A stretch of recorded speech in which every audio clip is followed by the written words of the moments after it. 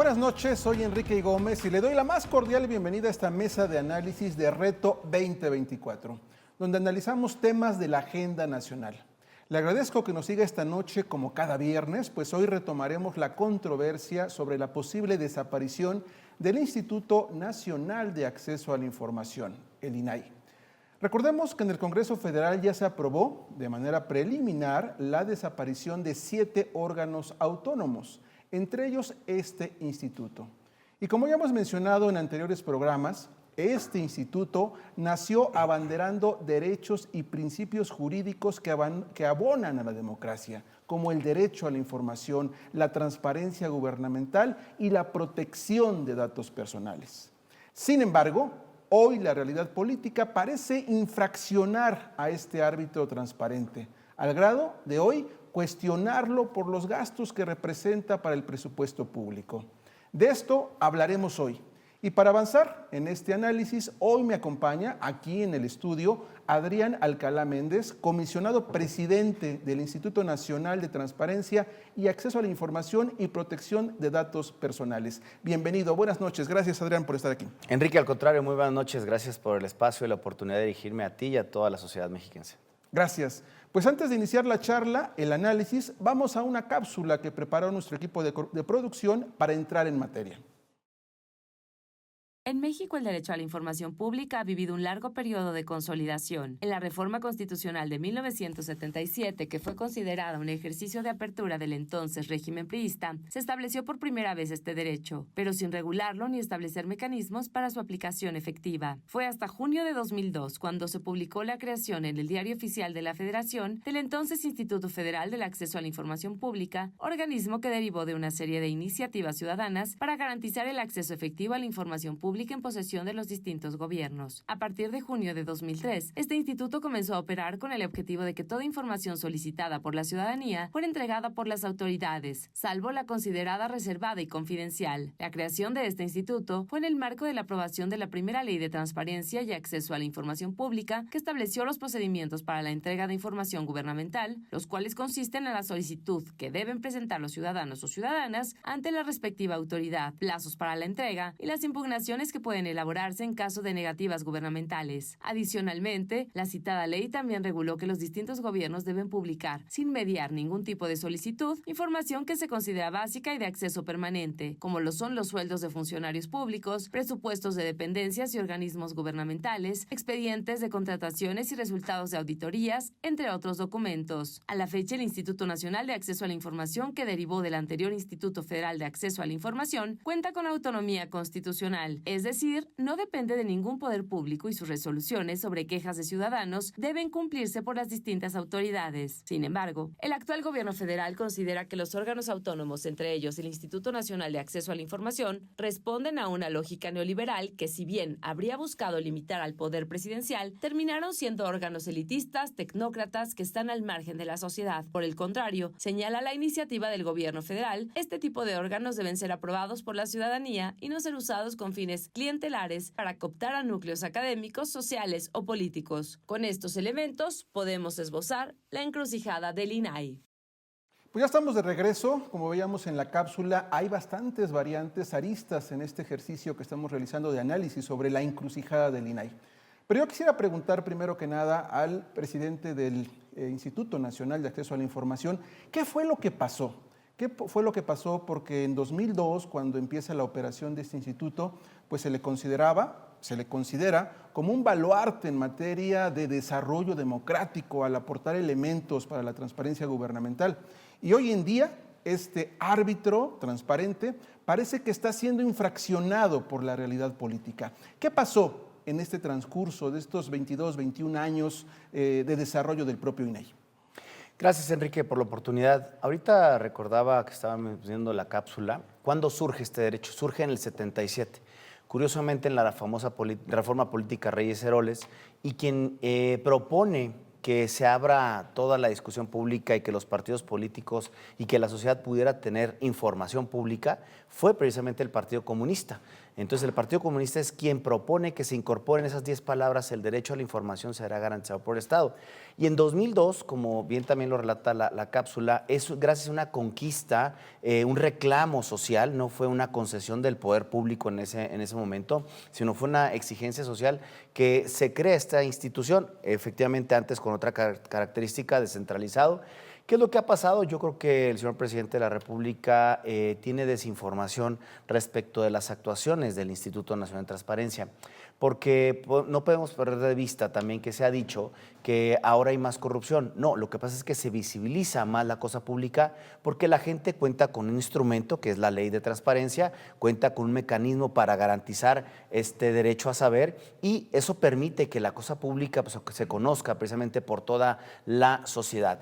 ¿Qué es lo que hemos hecho nosotros, contrario a lo que establece el presidente? Como órgano constitucionalmente autónomo y también los órganos integrantes del Sistema Nacional de Transparencia, lo que somos un facilitador, una especie de puente entre la sociedad y los gobiernos del ámbito federal, estatal o municipal, los poderes, los sindicatos, los partidos políticos, para conocer y defender dos derechos: el derecho fundamental de acceso y el derecho de protección de datos personales. Entonces, contrario a ello, nosotros tenemos una utilidad social porque la gente encuentra a través de nuestras resoluciones un camino que las instancias federales, estatales o municipales, las instancias gubernamentales, tienen por deber de otorgar, no lo otorgan. Entonces, partimos de esa falsa percepción o de esa errónea percepción que se tiene, porque nosotros también además contribuimos a generar esa confianza social, a regenerar parte del tejido social tan roto, porque a través de la información, a través de la transparencia, se genera confianza social,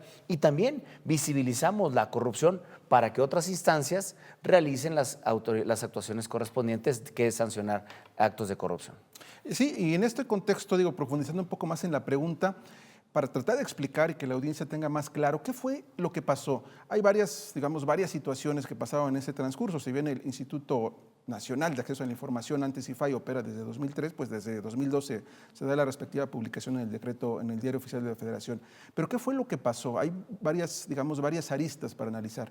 Entre ellas, ¿no consideras que este tipo de órganos, desde su creación, tanto el nacional como en los estados, fueron capturados por los partidos políticos que en determinado momento fueron privilegiando sus propias propuestas de quiénes serían los encargados de dirigir esos institutos? Me refiero a los comisionados, no negando ni soslayando la expertise que han tenido, pero también hay que referir la importancia que pudo haber tenido su posible vinculación o relación con los propios partidos políticos. ¿No fueron capturados? Bueno, mira, la verdad es que como todo se tienen áreas de oportunidad. En los procesos para la selección de comisionadas y comisionados, tanto nacionales como estatales, hay por disposición de la ley general la necesidad, o más bien el requisito, más bien dicho, de que los que aspiramos a este cargo pasemos por un test de escrutinio público.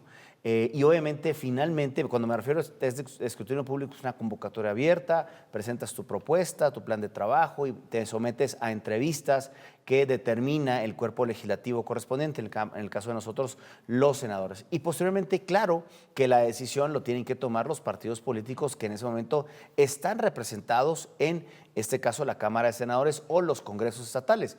Y ellos son los que toman finalmente la decisión. Nosotros somos electos popularmente por la vía indirecta y estamos sometidos a esta situación, pero ante ello, lo que yo pongo en la mesa es la expertise de cada una y cada uno de los comisionados y comisionadas del pasado y los actuales, las resoluciones que hablan por nosotros en el tema del compromiso con los derechos fundamentales. Y esa también es un área de oportunidad que tú preguntas, porque creo que este nuevo México debe de estar a la altura de las nuevas expectativas y generar condiciones de certeza, de transparencia, de mayor confianza para la selección de todas las personas que ocupamos un cargo en un órgano constitucionalmente autónomo. ¿Para qué?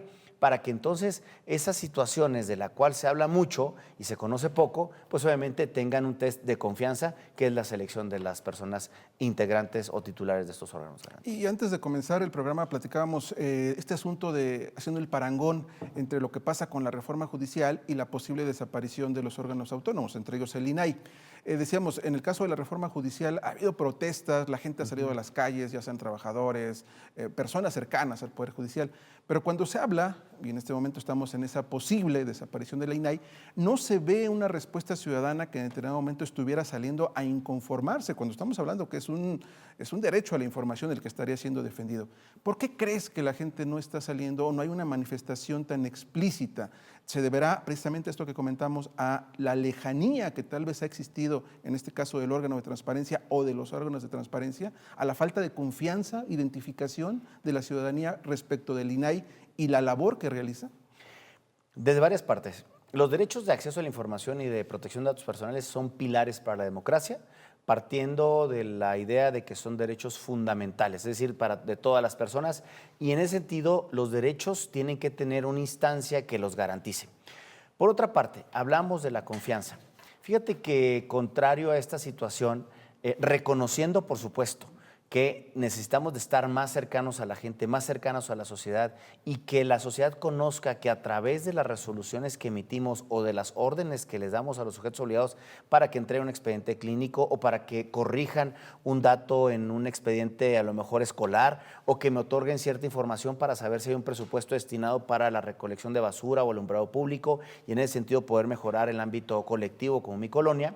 En ese sentido, por supuesto que necesitamos estar más cercanos a las personas, más cercanos a las gentes, a pesar de que realizamos jornadas de sensibilización, de capacitación, políticas públicas a nivel nacional, como es el Plan DAI, en donde el propio Estado de México ha reconocido diferentes prácticas y personas, mujeres mazaguas del Estado de México, a través de esta socialización, de este plan de socialización del derecho, hoy tienen, gracias a este ejercicio estratégico del derecho de acceso a la información, tienen atención médica con regularidad. Bien, reconociendo eso que tenemos que tener más penetración y más cercanía con la gente, con toda la comunidad, debo decirte primero que, de acuerdo con datos de la Encuesta Nacional de Percepción de Calidad e Impacto Gubernamental 2023 del INEGI, los órganos constitucionales autónomos ocupamos el 5º lugar por parte de los mexicanas y los mexicanos en confianza, tan solo por detrás de los familiares, compañeros de trabajo, amigas y amigos, y estamos por encima de otras instituciones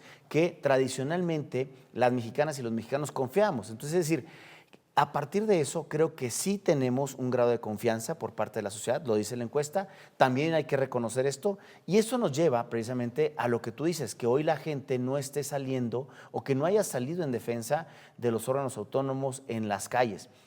Recordar también que cuando fue la marea rosa, mucha gente volcó a las calles porque estaba en juego el INE como órgano autónomo, órgano constitucionalmente autónomo, partiendo de la idea de que el INE, todas las personas lo traemos en la bolsa, en la cartera, pero al Poder Judicial de la Federación fue cuando los estudiantes salen a marchar a las calles en donde convergen y entonces está esa implosión para que la gente hoy se haya manifestado y se siga manifestando todavía.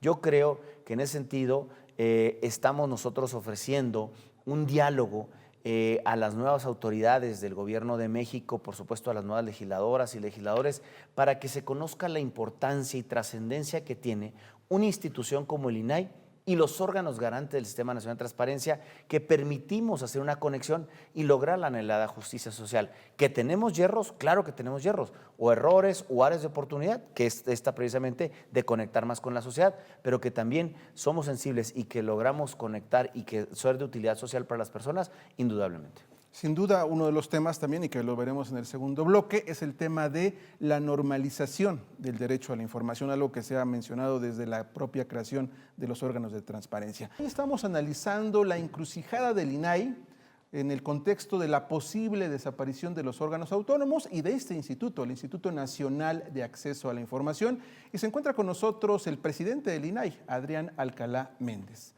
Antes del corte hablábamos sobre qué había pasado en este trayecto del propio INAI, las áreas de oportunidad, pero quisiera dedicar este segundo bloque para saber un poco, tener un poco de luz, qué pasaría con la desaparición, la posible desaparición del INAI y qué pasaría con distintos elementos jurídicos e institucionales que actualmente existen, como la Plataforma Nacional de Transparencia, que es toda una estructura que sirve a los ciudadanos para acceder a información pública de oficio y también para solicitar información. Y también qué pasaría con los recursos de revisión que presentan los ciudadanos cuando encuentran negativas por parte de las propias autoridades y entonces se quejan ante el INAI para que resuelva a su favor y se entregue la información solicitada. Son muchas preguntas. ¿Qué pasaría en este contexto? Muchas preguntas, Enrique. Yo le agregaría, si me lo permites, datos personales, que también es otro derecho que nosotros tutelamos. Pero antes del corte hablamos precisamente al final de la normalización. Efectivamente, tenemos un área de oportunidad. Tenemos que reconocer en dónde tenemos retos, desafíos y en dónde no hemos logrado precisamente conectar. Y a lo largo de estos 20 años hay muy pocas personas que utilizan este derecho o estos derechos como un instrumento catalizador para mejorar su entorno. Y ahí es un área de oportunidad que tenemos reconociéndola para precisamente normalizar el derecho y que la gente habitualmente pueda consultar información pública o que la tome para tomar sus mejores decisiones en el entorno privado. Bien, con relación a la pregunta, esta reforma constitucional, está ya dictamen votado efectivamente por la Cámara, la Comisión de Legislación, no dice nada de un instrumento que ha servido para democratizar el ejercicio del derecho de acceso a la información, que es la Plataforma Nacional de Transparencia. Se dice que será en la ley secundaria, pero no se dice con mucha claridad. Esto yo lo infiero, digamos, como haciendo una armonización de técnica legislativa. ¿Por qué? Porque hay muchas cosas que no se dicen. También los recursos de revisión, no se habla nada. ¿Cuál será la vacatio legis? ¿Qué pasará con los recursos en trámite? ¿Quién atenderá los cumplimientos de los recursos de revisión? ¿Hasta qué momento vamos a seguir atendiendo nosotros o seguiremos atendiendo recursos de revisión? ¿Qué pasará con las denuncias por incumplimiento de obligaciones de transparencia? Son muchas lagunas que están ahí y no perder de vista que esta Plataforma Nacional de Transparencia, por cierto, acabamos de lanzar hace una semana la nueva versión de la Plataforma Nacional de Transparencia, un esfuerzo encabezado y coordinado por mi colega, la comisionada del Río. Bueno, es la que alberga la información y es el sueño anhelado que teníamos muchas y muchos que empezamos a trabajar en estos temas del año 2002 y que pretendíamos que a través de un solo usuario, una sola contraseña, pudiéramos conocer información de todos los entes públicos de todo el país. Hoy es una realidad, pero no se dice nada qué va a pasar con toda esa información y las obligaciones que tienen de transparencia. Nosotros lo que estamos haciendo es precisamente en términos de la Ley General de Archivos hacer un resguardo de la información porque no deja de ser información pública la que está albergada. Puede que se vaya a la Secretaría de Función Pública, puede que se vaya a otro ente público, a la Agencia Digital Nacional que la doctora Claudia Sheinbaum Pardo comentó que se iba a crear. Es decir, hay una laguna sobre esa situación y quién lo va a administrar y qué va a pasar con los sistemas informáticos o cómo se van a hacer solicitudes de información en las entidades federativas. Anteriormente recuerdas que había sistemas Infomex, que luego evolucionó la plataforma, pero había muchos sistemas. Otra de las cuestiones también que no tienen mucha claridad es el tema de protección de datos personales en el sector público y también en el sector privado. Se habla en el sector privado de la Secretaría de Economía. Creo que habría que dar la discusión adoptando un modelo europeo, como el modelo de la Agencia Española de Protección de Datos Personales o el modelo de Reino Unido, que son entidades y dependencias unipersonales que dependen del propio Ejecutivo, la presidencia correspondiente. Podríamos empezar a explorar esa situación, pero es importante mantener la autonomía, la independencia de quien tome esas decisiones, porque la autonomía y la independencia, Enrique, son lo que le da esa fortaleza para emitir resoluciones de vanguardia, de progresividad en ambos derechos, en acceso y en protección de datos personales.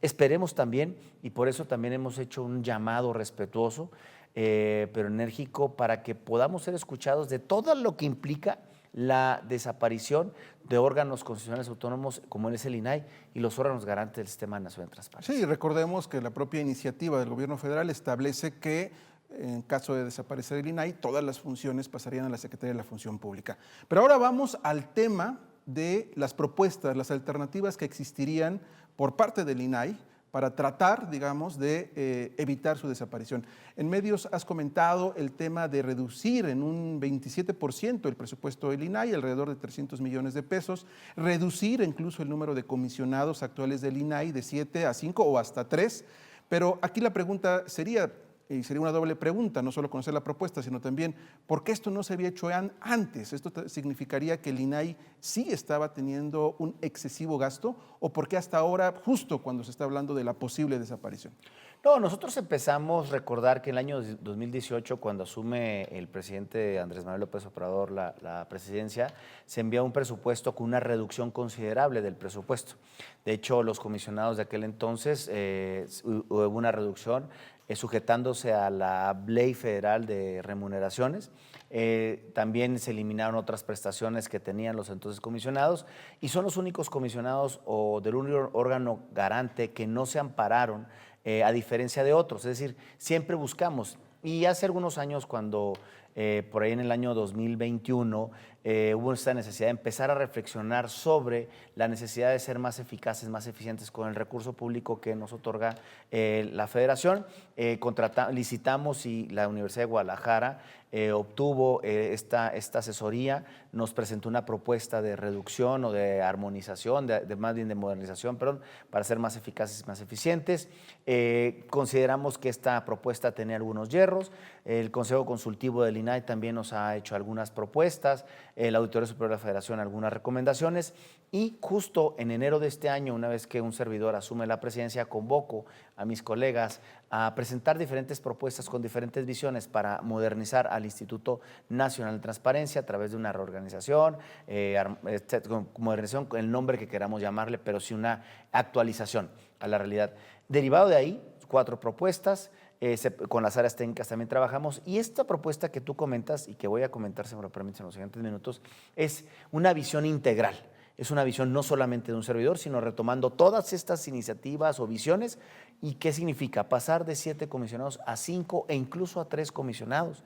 Eliminar algunas otras situaciones como gastos de representación, o no gastos en convenciones, gastos o realización de foros, etcétera, presenciales, tener una compactación en el ejercicio del presupuesto, disminuir de 5 secretarías que tenemos actualmente a 3 secretarías, pasar a coordinaciones, reducir o fusionar direcciones generales, todo sin menoscabar, sin dejar de cumplir con ninguno de las atribuciones y facultades que tenemos en la legislación, tanto en materia de datos, de acceso a la información, de archivos, que somos coadyuvantes, es decir, todo con esta responsabilidad. Y esto implica efectivamente una representación, una disminución de aproximadamente el 27% de lo que ahorita actualmente estamos ejerciendo. No significa que hubiéramos tenido un dispendio, pero México tiene que adaptarse a la realidad y las instituciones como el INAI tienen que adaptarse a la realidad de austeridad que precisamente mandata el gobierno federal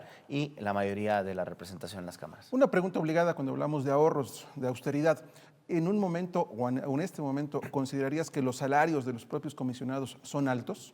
Los salarios de los comisionados están por debajo de lo que establece el presidente de la República. Somos de los órganos autónomos que menor ingreso recibimos y no tenemos otra prestación más allá que la que establece la ley, que es nuestra remuneración mensual, y no tenemos otra prestación. ¿Qué asciende actualmente a cuánto? Aproximadamente un poquito más de 110,000 pesos mensuales, brutos. De acuerdo, pues el tiempo se nos acaba. Muchas gracias. Le agradezco contrario. aquí en el estudio al presidente del Instituto Nacional de Acceso a la Información que nos acompañó hoy para seguir analizando qué pasaría y cuál es la controversia que se desata alrededor de esta iniciativa donde se habla de la desaparición de los órganos de transparencia. Te daría un minuto para conclusiones, para que nos pudieras redondear qué nos llevaríamos de esta mesa, cuál sería el mensaje final por parte del INAI. Muy rápido, una corrección. Son poco más de 110,000 pesos netos, no brutos. ¿Qué nos llevaríamos con esta reflexión? Bueno, primero que la sociedad conozca, que se entere la importancia y trascendencia que tiene utilizar este derecho, el de acceso a la información y a la protección de datos personales, para transformar su propia realidad. Los derechos están ahí. Es importante también esta discusión pública para que se hable de una mejoría. Las instituciones del Estado mexicano dialogan, conversan, platican, no se confrontan. Y es importante este tipo de espacios para que la sociedad, repito, nos conozca y también que se adentre en la cosa pública que es de todas y de todos y participe de una manera informada y tome decisiones, obviamente, mucho mejores. Muchas gracias. Pues está claro, hoy hemos hablado de la encrucijada que vive el Instituto Nacional de Acceso a la Información, pero en un contexto donde deben prevalecer las ganancias ciudadanas en materia del derecho a la información y la protección de datos personales. Por lo cual es momento para advertir que toda reforma debe apuntar a mejorar bienes jurídicos como la transparencia gubernamental. Es decir, que el gobierno, pase lo que pase, siga siendo una vitrina pública. Ese es el reto que analizamos esta noche. Les agradezco que nos haya acompañado en Reto 2024. Buenas noches.